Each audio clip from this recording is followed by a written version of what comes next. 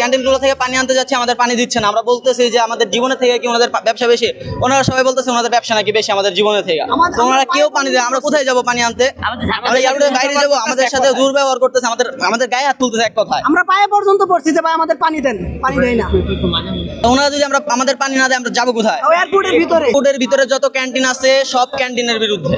তো ওনারা পানি না দিলে আমরা কি বাইরে থেকে পানি নিয়ে আসবো? যে ওনারা বোতলও 400 টাকা বিক্রি করছে। 500 টাকা চাইছে, ফার্স্টে 500 টাকা চাইছিল, ওই পাশে একটা বোতল 400 টাকা চাচ্ছে।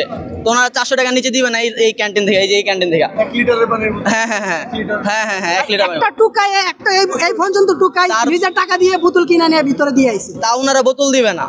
তো আমরা এয়ারপোর্টে এই যে কি বলে এই যে গাড়ি পার্কিং করে যেটা 2 তলায় গেলাম, তো ওনারা আমাদের বোতল দিবে না। তো 1-2 কেস দিছে, দিয়ে বলতেছে যে ওনারা নাকি আমাদের 20 কেস পানি দিছে।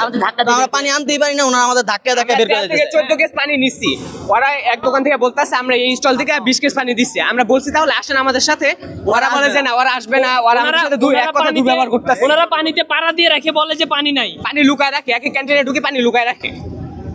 আপনারা বলেন ওনাদের যদি মানুষের জীবন থেকে ব্যবসা বেশি হয়েছে, এখন আমরা কি করবো? আমরা কি জোর করে পানি নিয়ে আসবো? আমাদের তো জোর করে পানি আনা দরকার। তোমাদের এত ইচ্ছা, মানে আমাদের খোটা দেয় যে তোমরা টাকা দিয়ে পানি কিনে নাও, এইভাবে কথাগুলো বলতেছে।